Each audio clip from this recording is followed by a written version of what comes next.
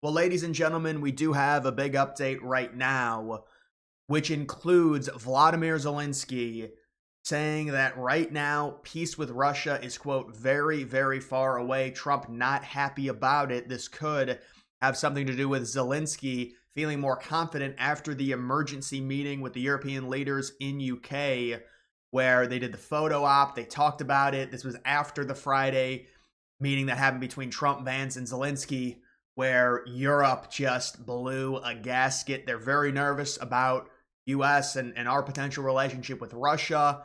Donald Trump possibly getting a 2-for-1 deal with both Russia and Ukraine, with the minerals in the Donbass region that's going to be annexed by Russia, as well as minerals within Ukraine, which could tie the US to the region. Now you've got people coming out saying, well, no, maybe we don't want to do a minerals deal with Ukraine because we don't want to tie ourselves to Ukraine for at least the next 5 to 10 years, depending on how long it takes to extract them. There also has to be an investment into extracting them as well. But we understand what Trump is thinking, trying to get something back for the war. And it's around $130, $150 billion total of U.S.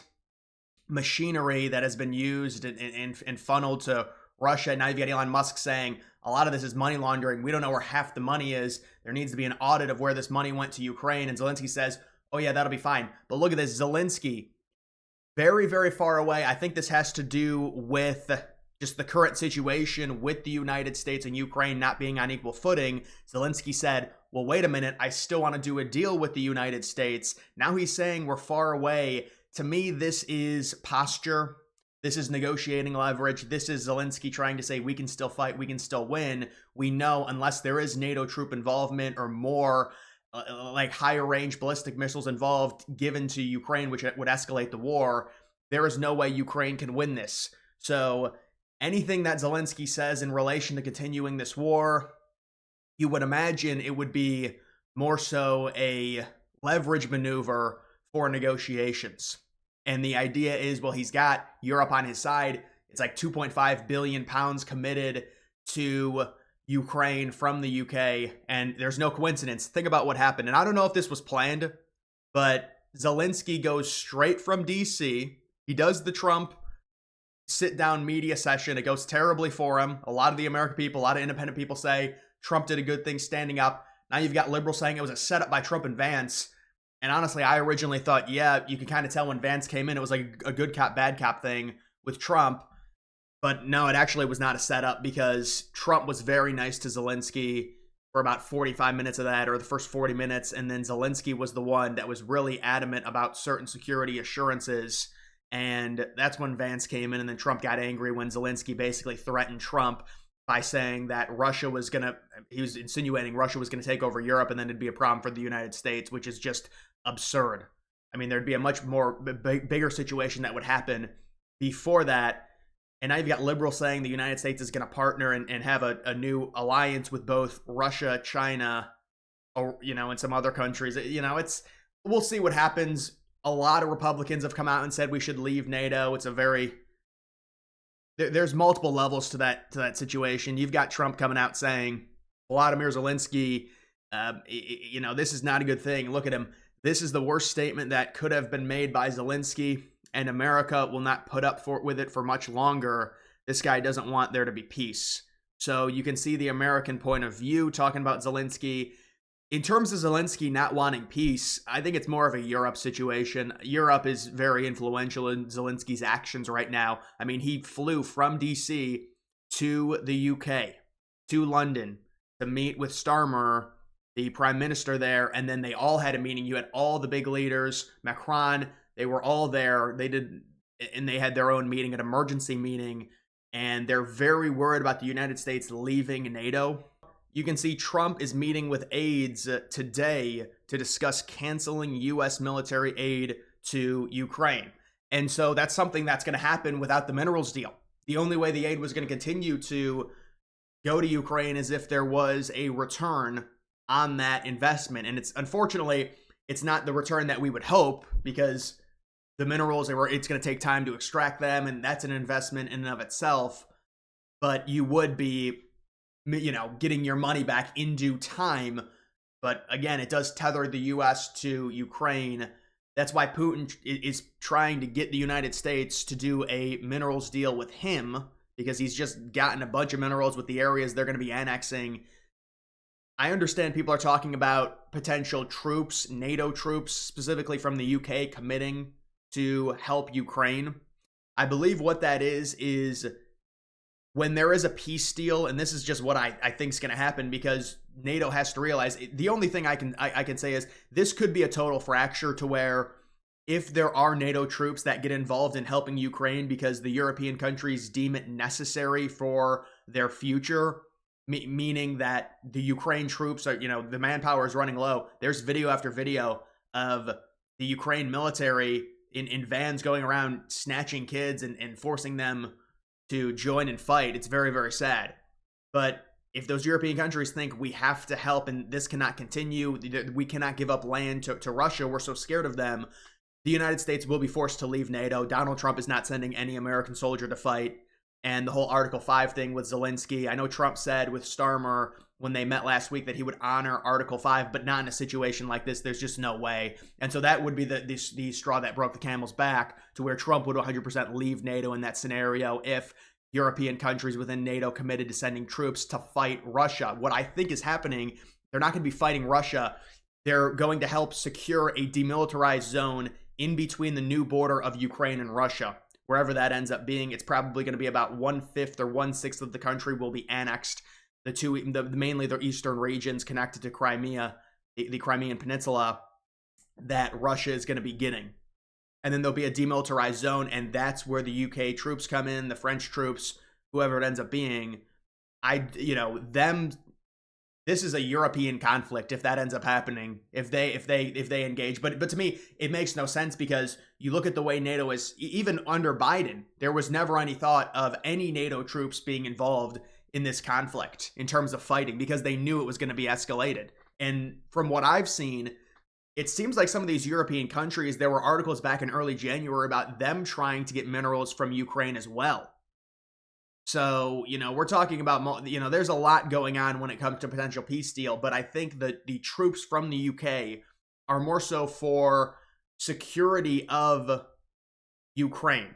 And that's what Zelensky wants with Trump in this minerals deal. He wants assurances that the security level that Ukraine will get is basically NATO level, which is not going to happen for the United States and for Trump.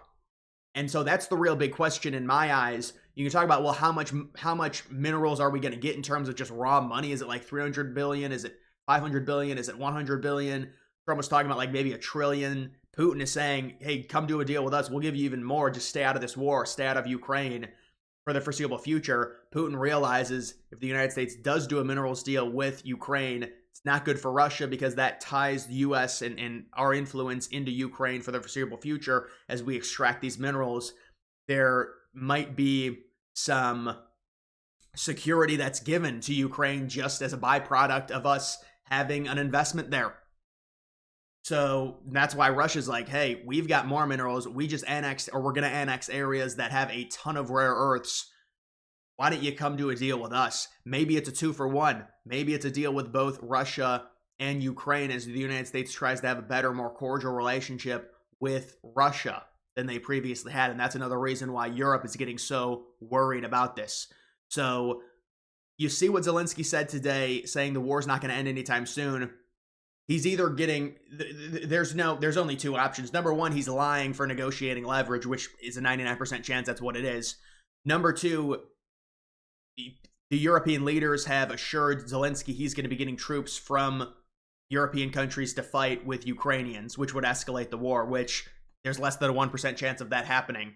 So what it is, it's negotiating leverage, and it's Europe saying, we're going to up our investment because the United States is not going to invest in, even if the United States does do a minerals deal with Ukraine, because we're getting to a point to where there's going to be a ceasefire and negotiations, these European countries are going to up their spending on Ukraine significantly. Now you'd say, why is that? That doesn't make any sense. The war is ending. It's because they want Ukraine to have more negotiating leverage.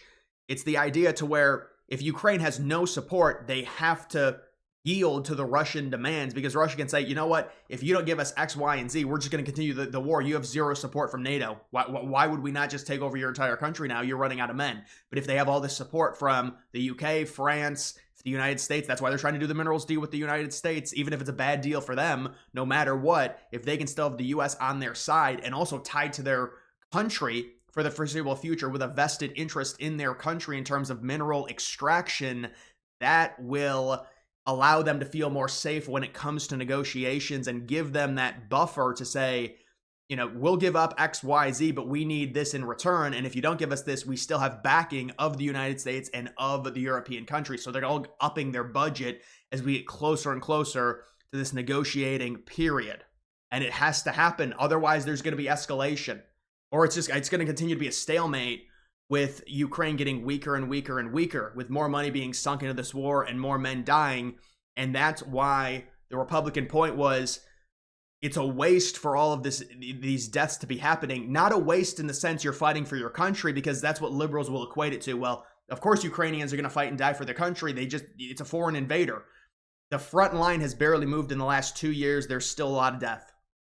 Very little is being accomplished other than posturing, and both militaries becoming more and more exhausted, specifically the Ukrainian military.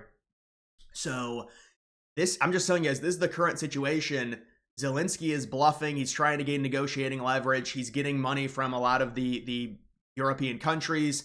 They're having the emergency meetings. He's saying, no, the war's going to continue longer and longer, but he knows there's just no way it can. It's just not feasible for Ukraine unless they get some crazy support from NATO in terms of it would be more than money. They need manpower. And then the United States, they have to do a deal. Zelensky said yesterday, we want to do a deal with the United States. We're ready to sign. Trump is saying, well, you know what? Now we're probably going to be renegotiating after what just happened on Friday. There's going to be a renegotiation now. Trump is going to say, we really are not going to give you very many security assurances at this point. And we've also got a deal on the table with the Russians for some very valuable resources there. But the whole idea, the reason Putin is doing it is because he wants U.S. out of Ukraine. They want U.S. influence out of Ukraine. But the whole idea of the deal with Ukraine was to get our money back. With Russia, it would just be basically us doing a deal with Russia to say, hey, we're not going to be in Ukraine for the foreseeable future. So for Putin to get that to happen, he's trying to give us a better minerals deal than the one we would get with Ukraine. So that's just the whole story when it comes to that. But either way, guys, we'll have to see how this develops. Ukraine is going to have to do a minerals deal with the United States in some way, unless Trump doesn't want to do one anymore and he does one with Russia, which would be very bad for the European countries and for Ukraine.